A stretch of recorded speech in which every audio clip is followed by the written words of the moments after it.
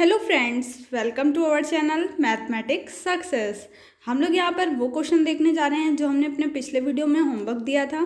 अगर आपने वो क्वेश्चन कर लिया था तो अच्छी बात है, नहीं किया है तो यहाँ से आप मैच कर लीजिएगा, आंसर एज इट इज़ आएगा। और आपको उम्मीद करते हैं पिछले वीडियो में ही सबको समझ में आ गया होगा। अगर नहीं आया था तो इस वीडियो में ज़रूर आ जाएगा, ठीक है, क्योंकि इतने ज़्यादा प्रैक्टिस क्वेश्चन हो जाएंगे। उसके अलावा आपको जो है अपने आप से भी क्वेश्चंस कुछ करने हैं, ताकि इस टाइप के अगर क्वेश्चंस पेपर में पूछे जाएं तो आप अच्छे से कर लें, ठीक है। तो देख लेते हैं यहाँ पे क्या क्या है। ये है एफ एक्स दिया हुआ है 2x³ - 3x² + 3x - 10। तो इसको ऐसे ही लिखेंगे, let f x be the factorial notation as. उसका फैक्टोरियल नोटेशन इस टाइप से है, ठीक है। Then we will use the synthetic division method as first we divide f x by x question by x - 1 x - 2, ठीक है। Construct करेंगे, क्या टेबल बनाना है। कैसे टेबल बनाते हैं आपको एक बार बता चुके हैं, फिर से हम बता दे रहे हैं किस टाइप से बनाएंगे टेबल। ये जो कोफिशिएंट हैं इसके x³ x² और x के, तो लिख देंगे यहाँ पे कोफिशिएंट, यहाँ पे देखिए लिख लेंगे। ये जो x³ वाला टर्म होगा, ठीक है, वो a3 मानेंगे, x² वाला a2 और x वाला a1, और जो कांस्टेंट टर्म वाला होगा उसको a0 मानेंगे, ठीक है। इस टाइप से मान लिया, यही से उतार के लिख दिया जो जो था, ठीक है। लिखने के बाद देखिए यहाँ पे मैंने एक चीज़ नहीं लिखी है, आप यहाँ पे ध्यान देंगे। यहाँ a0 ये माइनस लगा हुआ है, ठीक है। यहाँ पे जो है a2 है ये भी माइनस है, ठीक है। माइनस का 3 है ना ये, तो इस वजह से तो यहाँ -3 है, नीचे उतारा हुआ है, ठीक है, -3। तो यहाँ पे देखिए, यहाँ पे कोफिशिएंट लिख दिए। फिर क्या करना होता है, हमने आपको बताया था, यहाँ 1 लिखेंगे, यहाँ 0 लिखेंगे, ठीक है।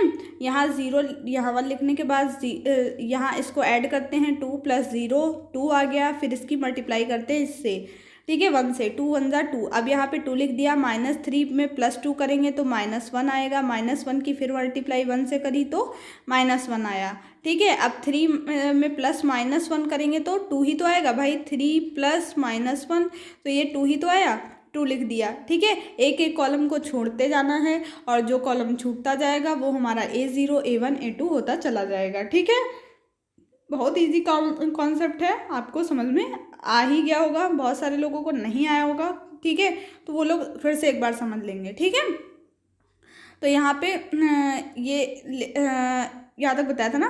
फिर से आपको यहाँ पे 2 यहाँ पे लिखना है, 1 के बाद 2 लिखना है, और यहाँ 0 ही रहने देना है, ठीक है। 2 + 0 जोड़ा तो 2 ही आ गया। 2 की मल्टीप्लाई हमने 2 से करी तो 2 2 = 4, 4 यहाँ लिख दिया। 4 में -1 जोड़ा तो 3 आ गया, ठीक है। अब एक कॉलम फिर से छोड़ देंगे, यहाँ 0 उतारा, यहाँ 3 तो 2 एज इट इज़। 2 में 0 जोड़ेंगे तो 2 ही आएगा, आगे हमको करना नहीं है क्योंकि एक एक कॉलम हम छोड़ते चले जाते हैं, ठीक है। और ये ऊपर से नीचे की ओर ये a0 a1 a2 a3 इस टाइप से आता है, ठीक है। और उसको फैक्टोरियल फॉर्म में इस टाइप से लिखेंगे, x2 x⁻³ 3 x⁻², ठीक है। इसी टाइप से लिख देंगे, उसी इक्वेशन में उठा करके जो हमने ऊपर मानी थी, ठीक है। ये इक्वेशन हमने मानी थी, इसी इक्वेशन में वैल्यू आपको पुट अप करनी है, ठीक है। तो यहाँ तक समझ में आ गया होगा। आगे देखते हैं, अगला जो क्वेश्चन है हमारा, एक और एफ एक्स दिया हुआ है, और इसकी भी इसी टाइप से फैक्टोरियल नोटेशन करनी है। अगला जो फंक्शन दिया हुआ है, ये दिया हुआ है x⁻⁴ - 4x³ + 7x³ + 3x। यहाँ पे x³ मैंने लिख दिया है, यहाँ पे x² होगा, ठीक है। ये आप अपने आप सही कर लीजिएगा, यहाँ 7x² होगा, ठीक है, + 3x - 6, ठीक। तो एफ एक्स इसको फिर से ऐसे लिखेंगे, फैक्टोरियल नोटेशन इसका किस टाइप से लिखेंगे, a4 x⁻⁴ a3 x⁻3, ठीक। ये कैसे निकालते हैं ये सब बताया हुआ है, ठीक है। रेसिप्रोकल भी बताया हुआ है, माइनस होगा तब कैसे निकालेंगे। तो अगर वो वीडियो नहीं देखे हैं जाकर के देख लीजिए, प्लेलिस्ट बनी हुई है लाइन वाइज। आप लोग जितना देखेंगे, शेयर करेंगे वीडियोस, हमको भी उतना ही ज़्यादा मोटिवेशन मिलेगा और आपके लिए वीडियोस आते जाएंगे, ठीक है। वरना फिर हम भी सोचेंगे क्या करें बना के, बच्चे देखते तो है नहीं, है ना। तो इस वजह से माना है कि अभी रिजल्ट नहीं आया, इस वजह से बहुत कम लोग ही देख रहे हैं, ठीक है। क्योंकि सोच रहे हैं कि अभी रिजल्ट आ जाए, देख लें कौन सा चूज़ करें। थर्ड ईयर में बहुत सारी दिक्कतें होती हैं कि सोच ही नहीं पाते कि क्या लें। तो वो वाला वीडियो भी बना के रखा है, अगर आप चाहें तो देख लें कि आपको क्या लेना चाहिए, ठीक है। और मतलब आप कंफ्यूज मत होइए, अगर पढ़ना ही है तो अभी से पढ़ें, है ना। तो देखिए फिर से वही मेथड लगानी है आपको। इसके कोफिशिएंट उतार देने, इसका 1 -4 7 3 -6 ये उतार लिया, ठीक है। अगर ऑप्शन वाला होता है तो वहाँ आप A0 से पहले चेक करिएगा, ठीक है। A0 वाला टर्म अगर चारों ऑप्शन में एज इट इज़ या दो में सेम मिल रहा है तब तो ठीक है, नहीं मिल रहा है तो आप केवल A0 को देख करके ही ऑप्शन में पता कर सकते हैं कि आपका कौन सा फैक्टोरियल नोटेशन सही है, ठीक है। तो यहाँ से लिख दिया। अब यहाँ पे फिर से 0 लिया तो 0 में 1 जोड़ा तो 1, 1 की 1 से मल्टीप्लाई 1, -4 में +1 करेंगे -3, और उसके बाद -3 × 1 -3, 7 -3 +4 आएगा, 3 4। अब देखिए 4 1 जा 4, 4 लिख दिया, 3 और +4 7 आ गया, ठीक है। अब मतलब लैंग्वेज पे ध्यान दीजिएगा क्या बोल रहे हैं, ठीक है। अगले में 2 यहाँ से लिखेंगे, 1 2 3 सी टाइप से चलता जाएगा, जितना लंबा होगा उस हिसाब से। अब यहाँ पे क्या लिखा है, यहाँ पे 0 फिर से लिख लेना है अपने आप से, तो 1 0 1 लिखेंगे, ठीक है। 1 0 1 लिख दिया। अब 1 की मल्टीप्लाई 2 से की तो 2, ठीक है। -3 + 2 -1 आ जाएगा, -1 की 2 से मल्टीप्लाई कर दी तो ये हमारा -2 जब जोड़ेंगे 4 में तो फिर से 2। देखिए अगर आपको समझ में आ गए हैं तो नीचे लिखिएगा मैम डन, ठीक है। मुझे लगेगा कि आप सबने सवाल लगाए हैं और आप सभी के मतलब बहुत अच्छे से हो गए हैं क्लियर कॉन्सेप्ट। अब इस पर क्वेश्चन और प्रैक्टिस कराने की कोई ज़रूरत नहीं है, ठीक है। अब आगे कल से दूसरा टॉपिक चूज़ करेंगे, ठीक। तो अब यहाँ पे 2 को छोड़ देना है, ठीक। इस टाइप से आप पहले ही टेबल बना लीजिए, पहले के बाद चाहे तो, और आराम से कर सकते हैं, लिखने के बाद भी बना सकते हैं, ठीक। और फिर से 0 लिख देना, 1 में 0 जोड़ा 1, 1 की 3 से मल्टीप्लाई 3 लिख दिया यहाँ पे, तो -1 + 3 2 आ गया, ठीक है। अब 2 को छोड़ देना है। अब फिर से 0 लिखेंगे, 1 0 1 होता है, 4 1 2 3 4 ऐसे चलता जाता है। अगर और टर्म होता है यहाँ मान लीजिए x⁴ 5 6 7 तक होता, अगर ये इक्वेशन जो f(x) दिया हुआ है तो हमको 5 6 तक जाना पड़ सकता था, ठीक है। अब ये सारी वैल्यूज़ फिर से यहीं पर पुटअप कर देंगे और हमारा आंसर आ जाएगा, ठीक है। तो कुछ भी नहीं करना है। एक और क्वेश्चन देख लेते हैं, ठीक है।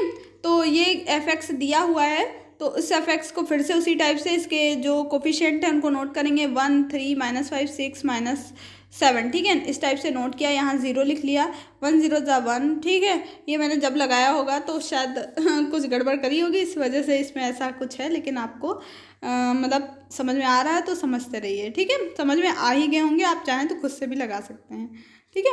1 1 जा 1, 3 में 1 जोड़ा तो 4, 4 1 जा 4, -5 + 4 -1, -1 1 हमारी लाइव आ रही है, ठीक है। आपको पता होगा 21 को शाम को, तो अगर चाहें तो आप लोग आ सकते हैं, ठीक है। मतलब हम लोग लाइव आ रहे हैं।